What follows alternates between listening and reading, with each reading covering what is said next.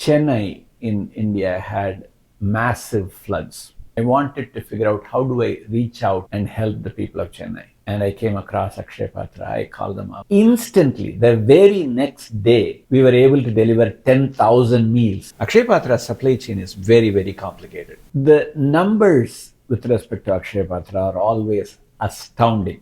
2.3 million children a day. We are coming up on the 4 billionth meal. You should see the sophistication of these machines that turn out the teplas in the rate they are without a human hand touching anything.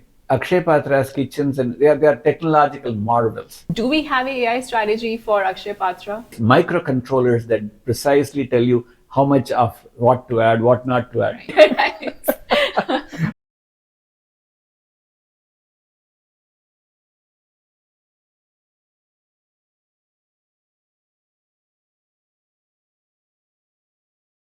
Dear friends, welcome to Akshaya Patra's podcast series. We are in episode 2 today, and we are so excited to talk to Siva Sivaram, who is the chairman of the board of Akshaya Patra USA. Welcome, Shiva. Thank you. How are Good you to doing? be with you. I'm very well, thank you. I have been very intrigued about your journey, how you started and how you made it in the technology industry, and specifically your role in Akshaya Patra. Would love to hear about how you got started and then what made you join Akshaya Patra. So let me talk about both sides of it. I don't know what making it in the technology world means, but I have been in the technology world in the Bay Area, in Silicon Valley for a considerable amount of time. I have been in big companies, I have started startups, I have sold startups, I have been in large corporations and small companies. I was in the semiconductor world for almost 40 years. And then I made a big career change to go run an energy storage industry. Today we are sitting in the offices of QuantumScape, which is a revolutionary solid state battery company. And these are, as you know, extraordinarily important technologies for the world, the country, and individuals.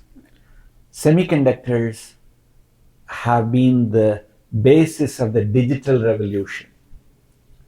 That's what has made everything we do here today possible. But on the flip side, the world is getting warmer. It's causing untold amount of change in people's livelihood everywhere in the world because of this warming climate. Energy storage is the key enabler for us going renewable in most of our energy needs. That's the reason I came over to come and run QuantumScape. And so these two, in the end, you pursue what you're passionate about. Right. So if you're going to ask me what drives me, it is I go after things that I'm passionate about. And the other one that, as you know, I'm most passionate about is Akshaya Patra. Beautiful. It happened that about a decade ago, Chennai in India had massive floods. It happened recently, Right. 6 months ago or 3 months ago, but this happened about a decade ago. And me being a native of Chennai, having come from Chennai, I wanted to figure out how do I reach out and help the people of Chennai. And I came across Akshaya Patra. I called them up. Instantly, the very next day, we were able to deliver 10,000 meals. We had a mobile kitchen from Bangalore go over and deliver instant. And then I started following up on organization, the scale and what the contributions are. I come from a rural part of India, from deep South India, about 250 miles south of Chennai. I know what it takes for the people around me growing up to send their children to the school. and in most cases, how important the midday meal program was. When I put these two together, an organization that could so quickly deliver things, and my own passion about doing something back to those children in India, I became involved with Akshaya Patra and have had the opportunity to work with them over the last decade. Thanks for sharing that. That's very inspiring as well. And Akshaya Patra at a national stage in India itself has had a tremendous impact. As of today, Akshaya Patra serves almost 2.2 million children daily with midday meals. And Akshaya Patra, just for our viewers, Akshaya Patra is one of the world's largest midday meals program in schools. So, and this is a tremendous impact for someone to even learn.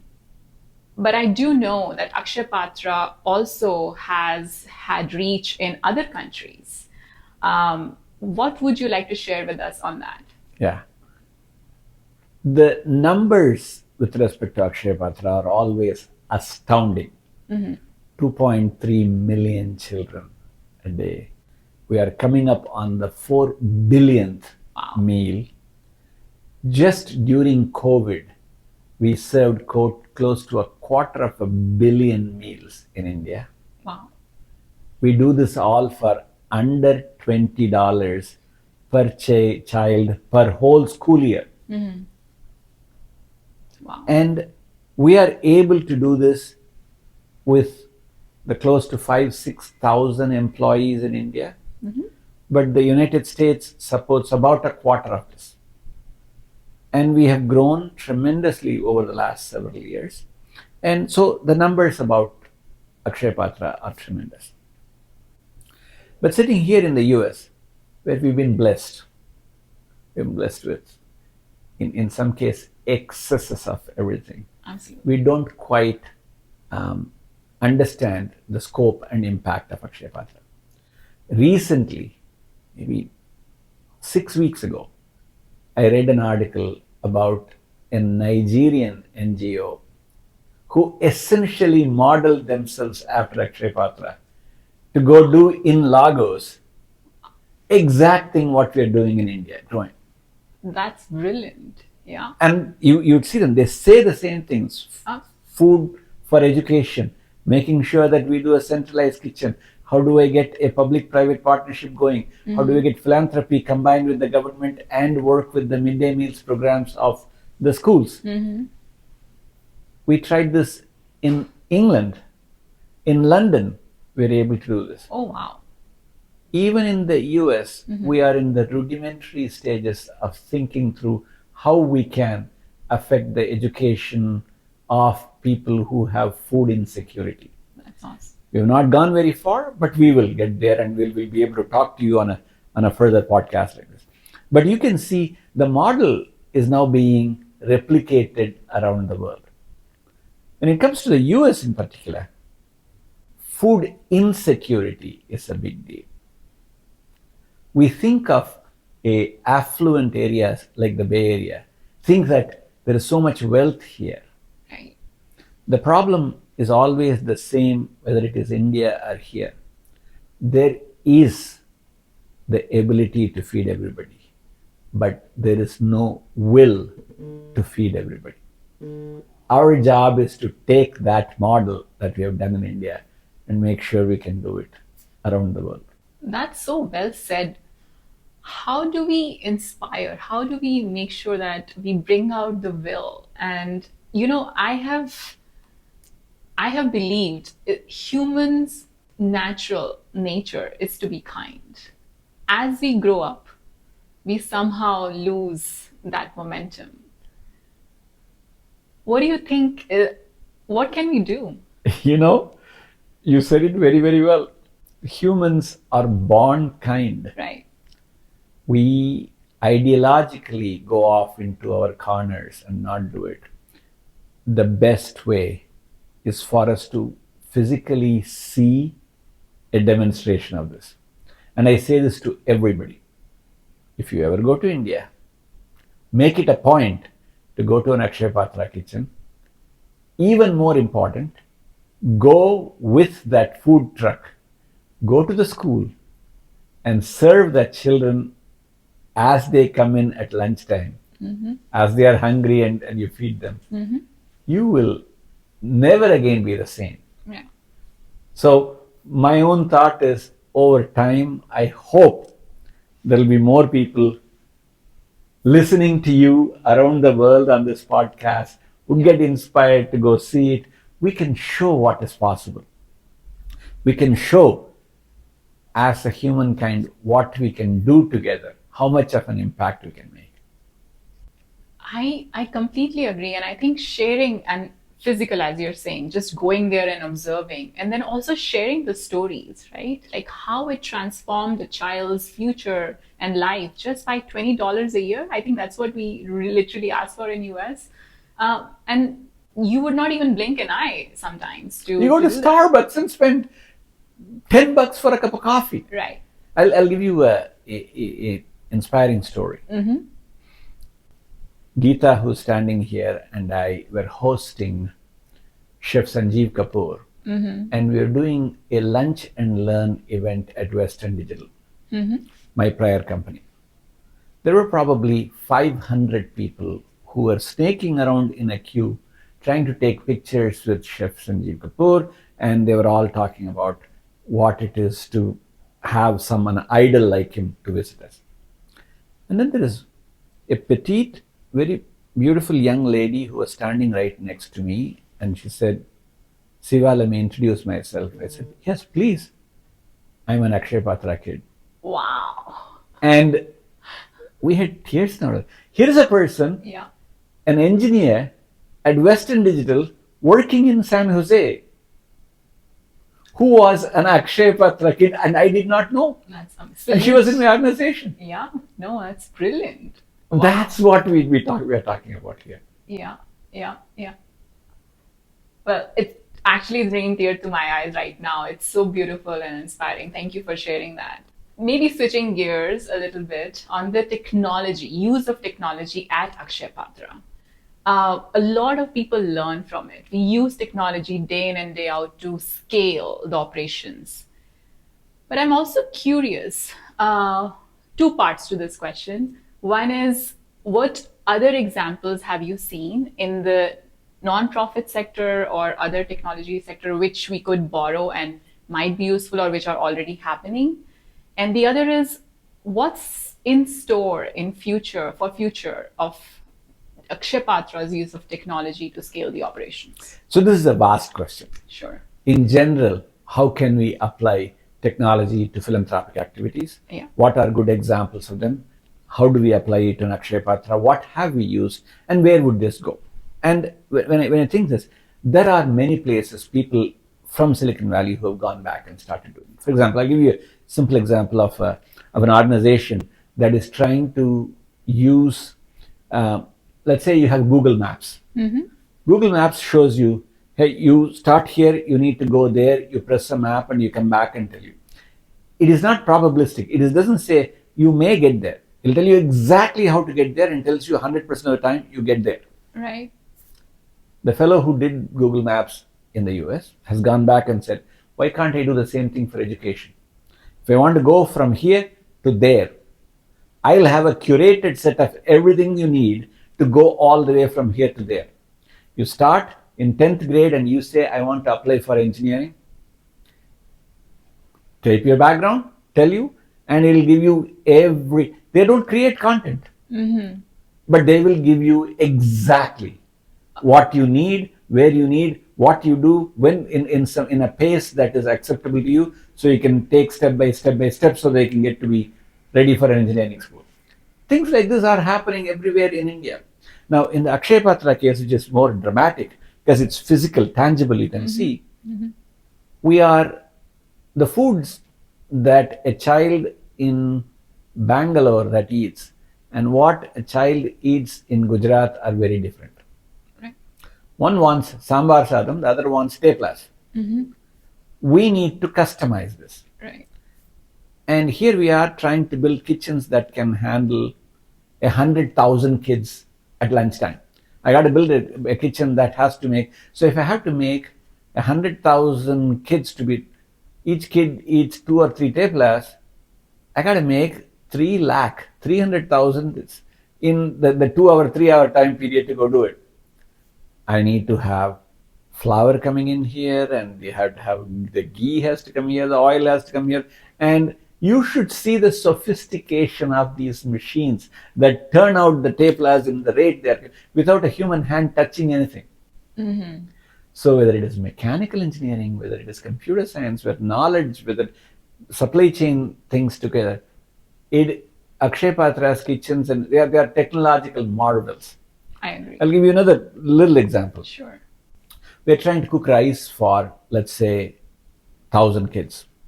So you cook it in this big vessel. Rice being the way it is, when it is cooked, it's nice and soft. If I put all of that 5,000 kilograms of rice on it, it'll crush itself and the bottom will be one congealed mess because the weight of its own. Right. So how do you cook? So we came up with a technology using superheated steam. So you pump the steam bottom up and it cooks real time with not having water sitting on it, but with the steam. Wow. Everywhere, things like this, that you come back and think in terms of solving a major technical problem. Right. So whether it, and similarly to come back and say dispense things that need to have controllers, microcontrollers that precisely tell you how much of what to add, what not to add. Right. Putting them together, it is a technical delight to watch this happen. So whether it is, as I was saying, whether it is in mechanical things or in logistical mapping of how we get these things distributed, it is a technology has been driving us to go there.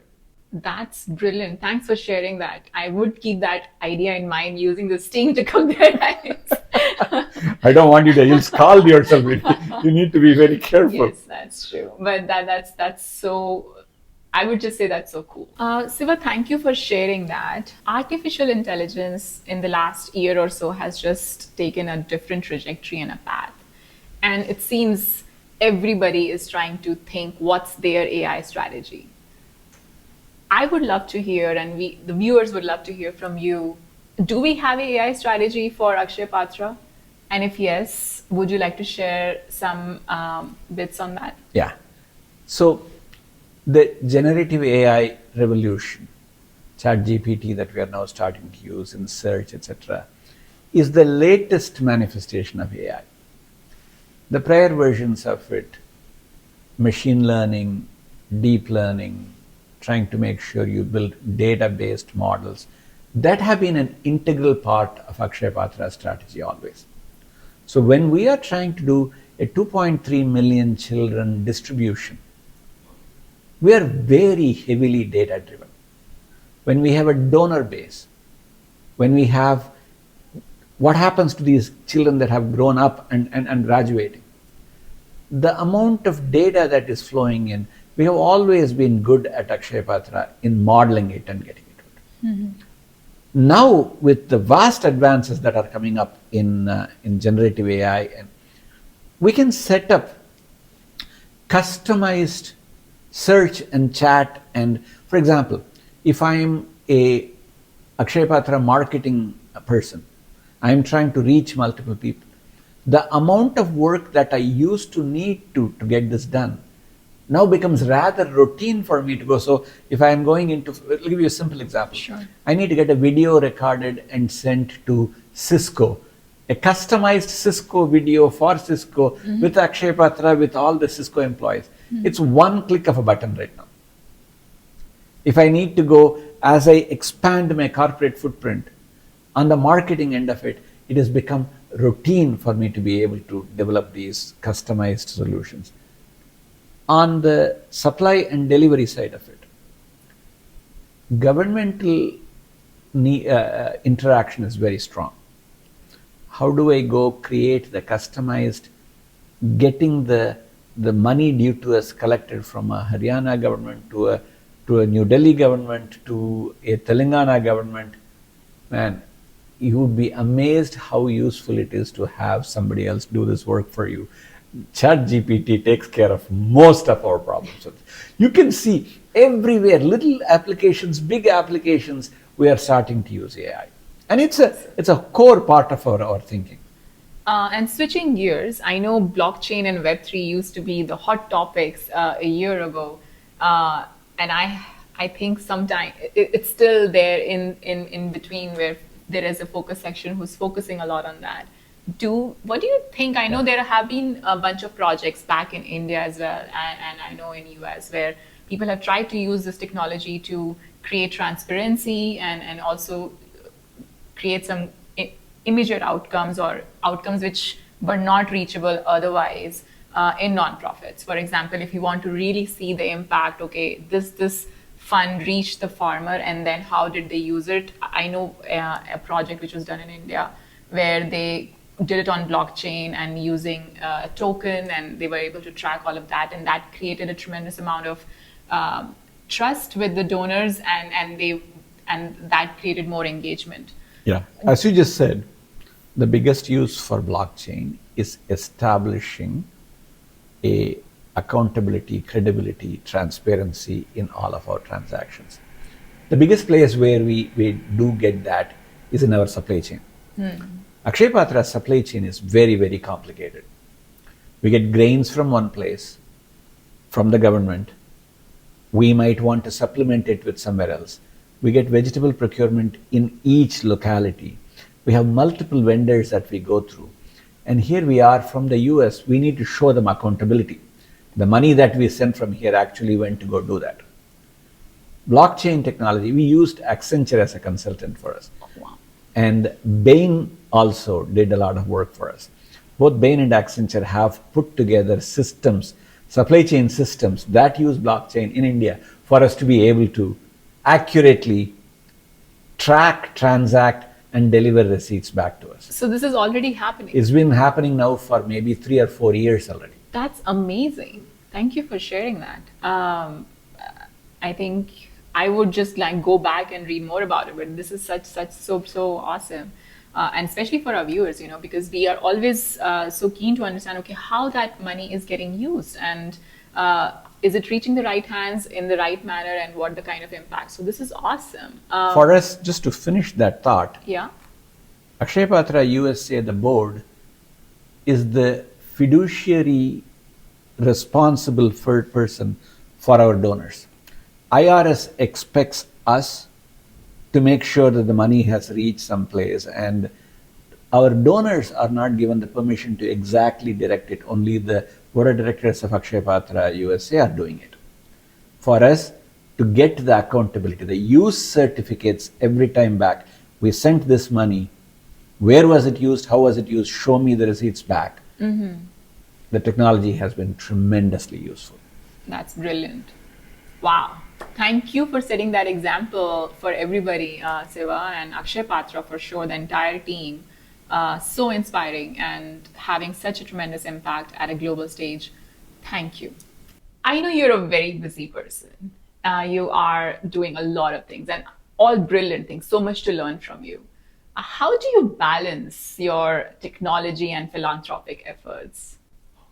So you start from, as I was telling you, where your passion is. In India, especially in the rapidly urbanizing India, where people are moving from villages into larger urban centers, you're starting to see the upheaval that it's causing. Insecurity, in food, shelter, everything that is happening. Women, young girls are the worst affected of it. They get displaced and they don't have the ability to go to school and learn. And you watch that happening state at a time, especially as you move into the middle of the country, starting at Rajasthan, Madhya Pradesh, Odisha, Jharkhand. You can see this happening and you go back and say, oh my God, what can we do to make sure there are opportunities? That's on one side. On the other side, you are in this country and you're looking at the global scale of problems. energy storage? What do I do about global warming? How do I work on the chip industry where localization technologies are? You now need to balance your left and right brain. Your left brain says, I have to be very logical, I got da da da da. Your right brain says, when I got there's only this much time, I got to go help places where we need to go. Right. So you juggle. This morning, as a matter of 7 o'clock in the morning, I'm out there. We have the CEO of Akshaya Patra, Naveen Goel, and I are going through, okay, this year's objectives, one by one. Let's go. Just like you do in my job here, making sure we are aligned. Wow. You come back, you are running a big corporation that you need to get ready for. Yeah. Come the evening, we can go call the Akshaya Patra India folks to come back and say, okay, what is it that your expansion plans are? How do we make sure it is organized? So the idea here is I have only one skill set, which is how do I manage multiple people to go get things done? I'm constantly trying to figure out where can I apply it. So I'm a tool looking for a nail to hit. Wherever there is a nail, I get to go do it. I agree.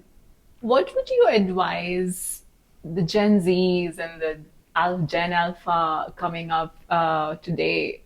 Because I feel the generation today is so empathetic, and I am seeing there's a lot of energy where the generation wants to do something for the society. In fact, whoever at least I talk to in my circle, especially the younger ones, they are like, please involve us. What would you tell them? I have children and Gen Zs, and I see that at home. They feel a great deal. They see what's around the world and they have great feeling. Right. Feelings turn into emotions. These emotions are what cause actions to change. The world moves because of young people with emotions. That's the biggest mover in the whole world, is young people who are energetic. Yeah. When their emotions cause action, the world changes. What we need to, however, is to make sure we channel those emotions the proper way. Young people, by nature, are going to be emoting about something one today, something else tomorrow, and something else the next day. We need to make sure they see what have been constant problems in our society. Global warming needs to be fixed. It's a big, ongoing change that needs to be done. Inequality in the world is a problem. We do need to fix this. And they feel it. They are really into it. So our job is to make sure we gently, without telling them how to do it, nudge them to see the problems and what possibilities are. Get involved. Right. The only thing I can tell them is that emotion that can lead to action, don't waste it. I want to make sure you know what's possible everywhere. Just a little bit of engagement, getting out of staring at the screen and doing it in action outside. It does not take a lot. And once they get into it, philanthropy will take them in naturally.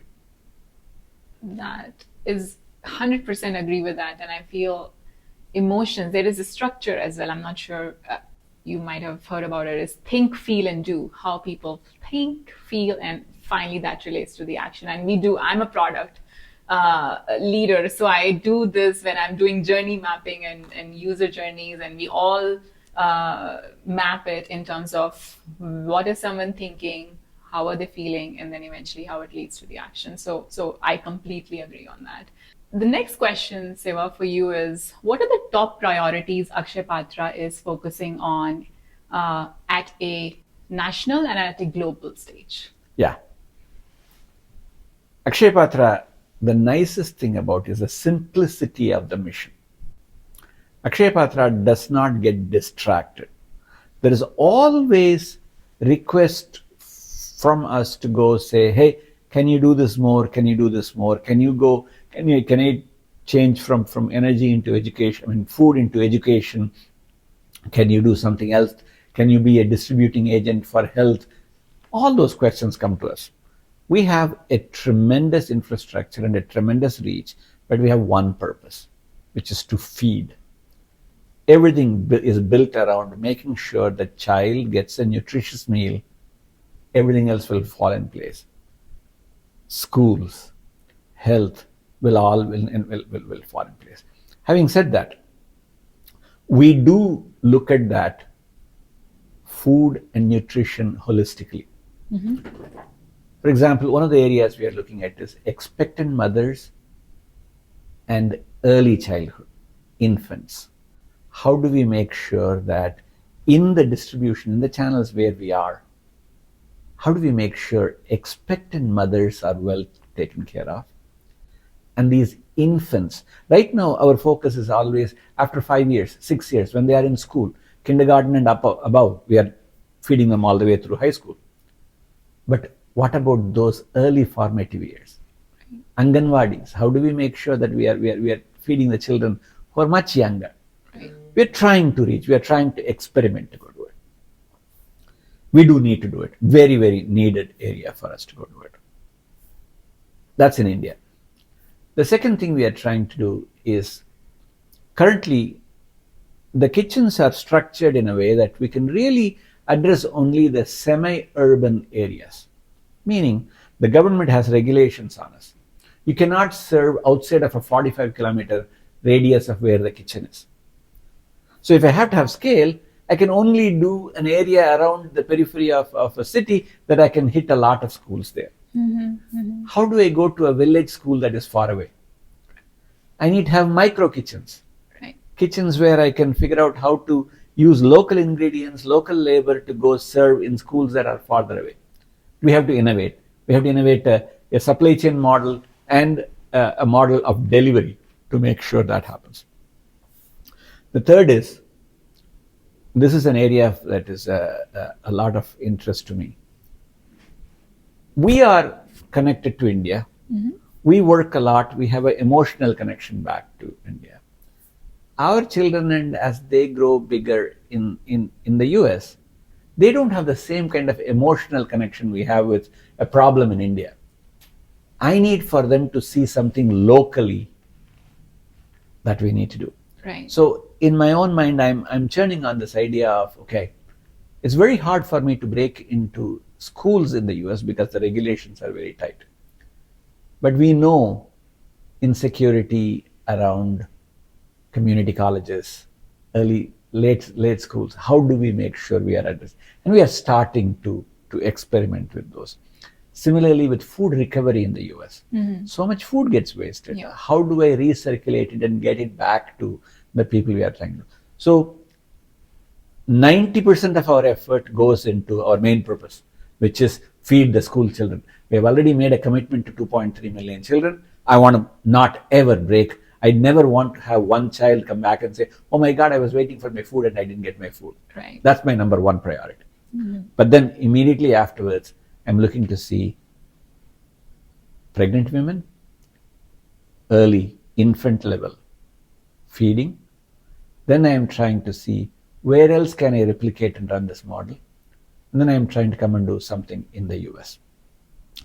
On the reverse side of it, in the US, that's interesting is, I want to give that opportunity to the youth that you were talking about. How do I engage? The way we have done this, and it has done this very, very effectively, is to have local chapters at a grassroots level that are growing. Akshaya Patra used to raise money originally from high net worth individuals who are doing philanthropy. It's a very important source of fund for us. However, what we are finding now, we have a more sustainable source, is truly grassroots organization, where I get young people in different parts of the country, Kansas City, or Austin, or Tampa, or Buffalo, New York, or Sioux City. When we are going everywhere across the country, north, south, east, west, and starting to have chapters. And they are all coming and starting to say, hey, how do I contribute? How can our young people get engaged? it is very, very gratifying to see how well the grassroots organizations have grown. So that's been a priority for me to make sure that this view is available for the youth around the country. That is so awesome to hear. You know, building a community, bringing in everybody together. Everybody has a role and has an intention, and that's so beautiful. So thank you for sharing those priorities with us, Siva. The one last question for you today is, what are you most grateful in life? There is a lot that I am grateful. Just the thought that here we are, a kid who grew up in rural South India can be sitting here in a corporation in the US and having a conversation and have the opportunity to give back. But I think the most I'm grateful for is my family. And it says cliche to say it. My wife and my kids who are, and by the way, this year I just became a grandfather. Oh, wow. And those are, thank you, those are things that I'm grateful for. But in all of those, the fact that all of us are still engaged in being able to give back, that we have been fortunate enough to have enough to give back, I'm immensely grateful. 100%. Thank you for sharing that. Thank you, Nidhi. And thank you, Siva, for this opportunity for me to be part of this podcast as well. And I'm so grateful that I get to serve and be with an amazing team. I know Geeta is here, and I have whoever I have met, just my own personal experience, and I'm a volunteer at Akshaya Patra, and whoever I have met so far in the team, they have touched me profoundly, and I have so many stories to share, and I'm so grateful to be able to talk to everybody today via this medium and bring this to wider audience. So I hope this was as inspiring as was for me to everybody. We hope to take this to in your home, in your kitchen, wherever you are. I hope there is a bit of information which inspired you, and now you would take this as a step further, maybe pay it forward or get involved. Do reach out if you would like to get involved. And we will see you in the next episode. Thank you so much. Have a great, great rest of your day. See you. Bye. Thank you. Thank you very much.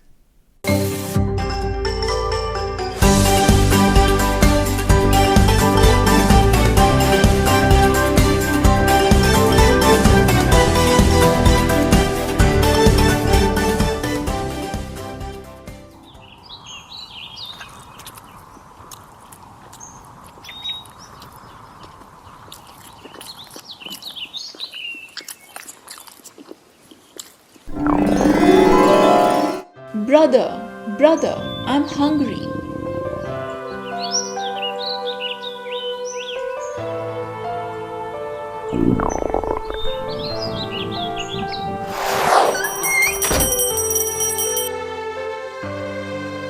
Mother, I'm hungry. Yes, Mom, me too.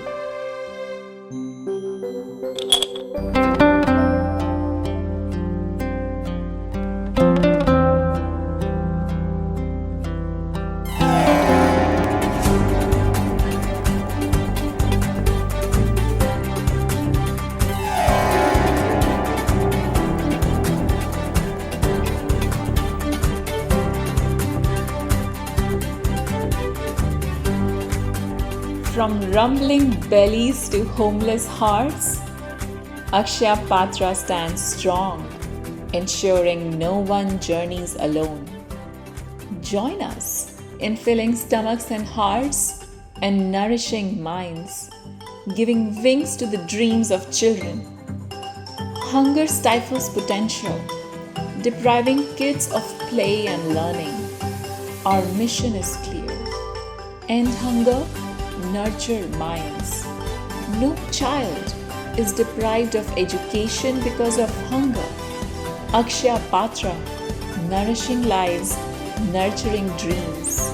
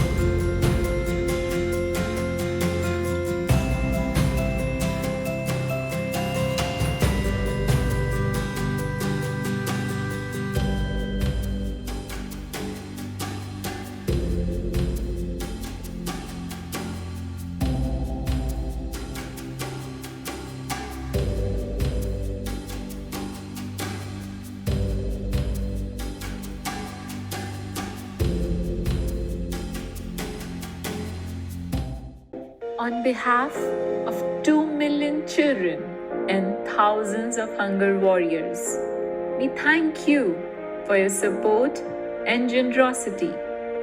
Let us together work to bring wings to the dreams of children.